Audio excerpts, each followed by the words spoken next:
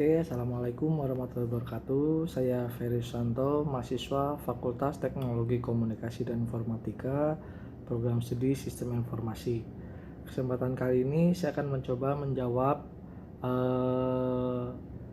soal ujian akhir semester pada mata kuliah Change Management yang diampu oleh Bapak Denny Hidayatullah MMSI. Kesempatan ini saya akan mencoba menjawab beberapa soal pertanyaan yang akan saya sampaikan dalam bentuk video rekaman. Soal yang pertama yaitu mengenai hal apa sajakah yang perlu dipersiapkan untuk menciptakan suatu perubahan. Dalam menciptakan suatu perubahan, hal-hal yang harus dipersiapkan yang pertama yaitu persiapan sosialisasi. Tahap pertama yang harus dilakukan dalam memulai perubahan dalam melakukan sosialisasi ke semua stakeholder yang melaksanakan dan mereka yang akan terdampak oleh perubahan. Kita perlu menjelaskan hal-hal mendasar tentang adanya perubahan tersebut, termasuk alasan mengapa kita harus berubah. Kemudian yang kedua yaitu pemahaman. Melalui sosialisasi, semua orang diharapkan memiliki pemahaman yang sama akan pentingnya perubahan yang dilakukan oleh organisasi atau perusahaan. Pelaku perubahan haruslah memahami alasan mengapa perubahan itu dilakukan dan apa manfaat serta pengaruh perubahan itu bagi mereka secara pribadi maupun bagi perusahaan. Kemudian persiapan yang ketiga yaitu komitmen. Setelah mendapatkan sosialisasi dan pemahaman, seluruh anggota organisasi diminta untuk memiliki komitmen agar perubahan dapat terwujud. Kemudian selanjutnya yaitu implementasi, di mana implementasi merupakan poin terpenting dalam perubahan dapat berjalan sesuai dengan rencana organisasi. Perubahan hanya terjadi ketika komitmen yang disepakati dilaksanakan secara nyata. Kemudian komunikasi, yaitu implementasi dapat berjalan dengan komunikasi yang efektif dan intens untuk memastikan jalannya perubahan. Persiapan yang terakhir yaitu evaluasi. Tindak lanjut berupa evaluasi atau audit yang dapat dilakukan sebagai langkah pengawalan agar perubahan yang terjadi sesuai dengan yang diharapkan dan jika perlu dilakukan tindakan koreksi. Kemudian, bagaimana cara merancang sebuah pesta perubahan? Dalam merancang sebuah pesta perubahan, yang utama adalah kita harus jelas betul apa tujuan dan siapa sasarannya. Untuk merancang sebuah pesta dibutuhkan 8 elemen yaitu tujuan atau pesan, kemudian organizer, kemudian peralatan pesta, kemudian informasi, penghibur, suasana, tata tertib, artistik, dan audiens atau undangan. Saya coba jelaskan yang pertama yaitu tujuan atau pesan yang ingin disampaikan.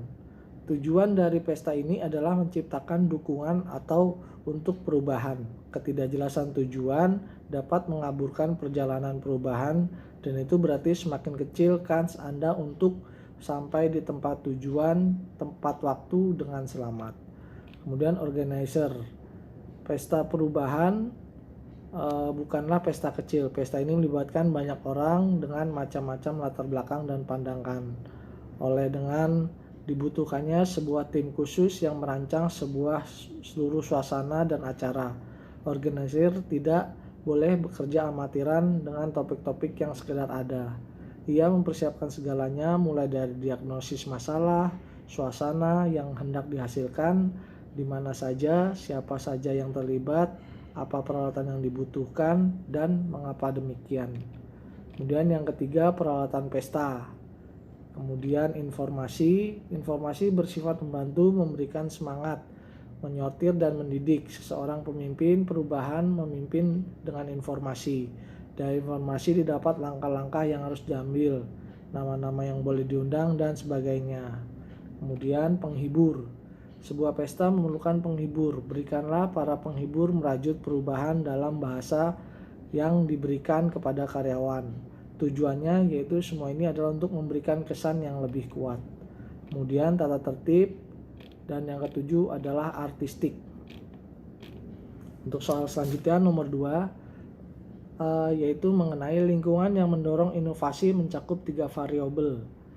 3 variabel tersebut adalah yang pertama variabel struktural, yaitu struktural organik karena memiliki spesialisasi kerja rendah. Kemudian sumber daya yang melimpah, tekanan waktu yang minimal, dukungan kerja dan non kerja. Kemudian variabel yang kedua yaitu variabel sumber daya manusia, yaitu komitmen tinggi untuk pelatihan dan pengembangan. Kemudian keamanan kerja yang tinggi dan termasuk orang-orang yang kreatif. Dan variabel yang ketiga yaitu variabel budaya, yaitu menerima ambiguitas, yaitu terlalu banyak penekanan terhadap objektivitas dan hal spesifik yang menghambat kreativitas. Kemudian toleransi ketidakpastian, yaitu tidak ada individu yang memberikan jawaban atau tidak praktis. Kemudian menjaga kendali eksternal seminimal mungkin terhadap peraturan, kebijakan, dan kendali organisasi. Kemudian yaitu toleransi resiko eksperimen. Kesalahan atau kegagalan dianggap sebagai suatu pembelajaran. Kemudian nomor 3, teknik-teknik dalam organization development. Ada beberapa teknik yang dirancang oleh beberapa ahli dengan tujuan untuk meningkatkan kemampuan komunikasi serta bekerja secara efektif antar individu maupun antar kelompok dalam organisasi.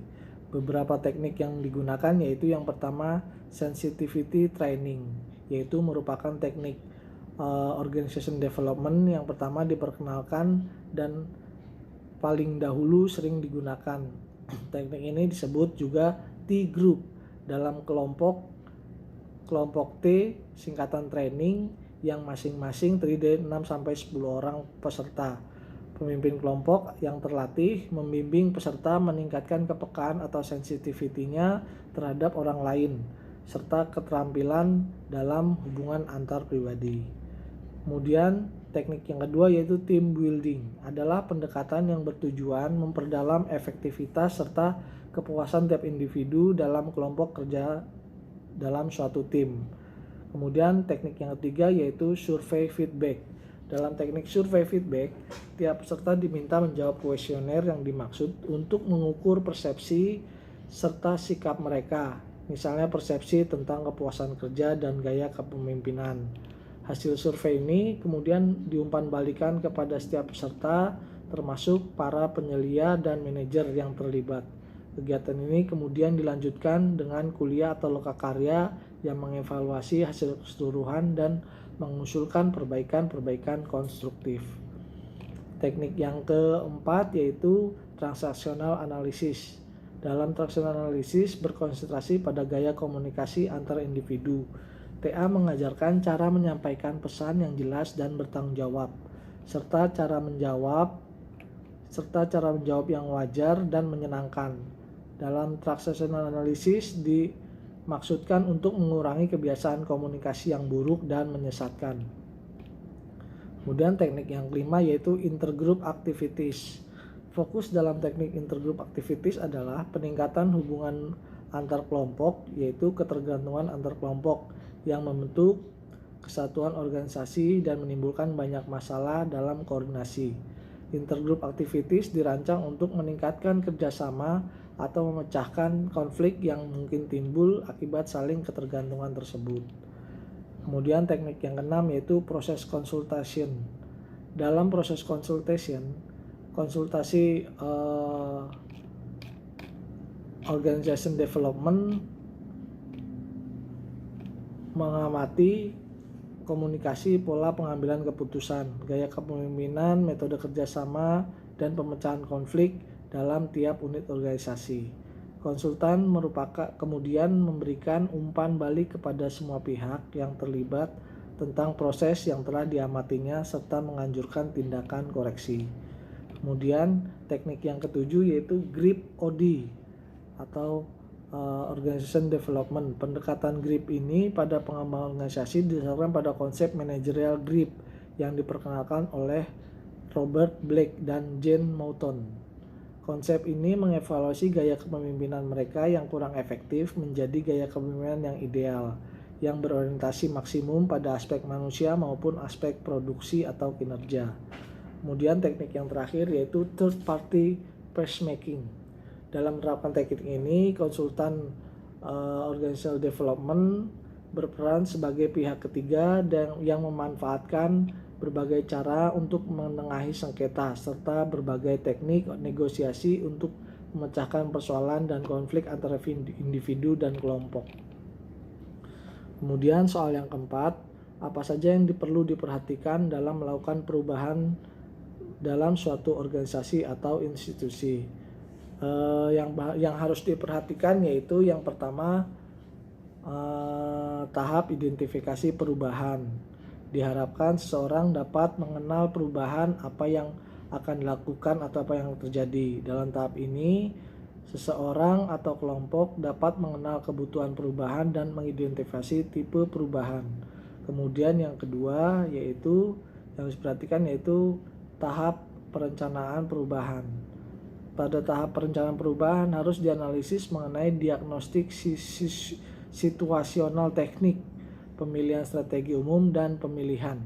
Dalam proses ini perlu dipertimbangkan adanya faktor pendukung sehingga perubahan dapat terjadi dengan baik.